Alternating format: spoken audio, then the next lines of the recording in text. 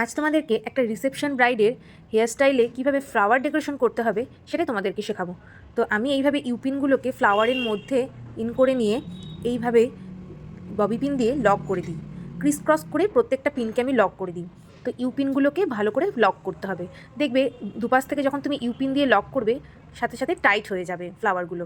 তো এইভাবে আমি আয়নায় ভালো করে দেখে নিলাম যে দুপাশের ফ্লাওয়ারটা শো হচ্ছে কিনা। তো দুপাশের ফ্লাওয়ারটা যদি সমানভাবে শো করে তাহলে জিনিসটা সামনে থেকে দেখতেও অনেকটা ভালো হয়।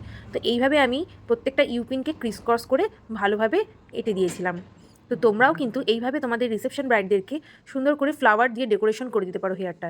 এরপর আমি জিপসিগুলো দিয়ে ভালো করে বাঞ্চ তৈরি করে গ্যাপগুলোকে ফিল করে দিচ্ছি। ব্যাঙ্গালোর রোজ আর জিপসি দিয়ে এইভাবে সুন্দর করে যদি তোমরা ডেকোরেশন করো তাহলে রিসেপশন হেয়ারস্টাইলটা কিন্তু অনেকটা সুন্দর লাগে দেখতে। যেহেতু রিসেপশন হেয়ারস্টাইলগুলো একটু ওপেন থাকে তাই ভালোভাবে ফ্লাওয়ারগুলো দেখা গেলে ভীষণ সুন্দর লাগে। তো এইভাবে তোমরাও করতে পারো। আমার এই রিসেপশন ব্রাইডের ফ্লাওয়ার ডেকোরেশনটা তোমাদের কেমন লাগলো অবশ্যই কিন্তু তোমরা কমেন্টে জানিও।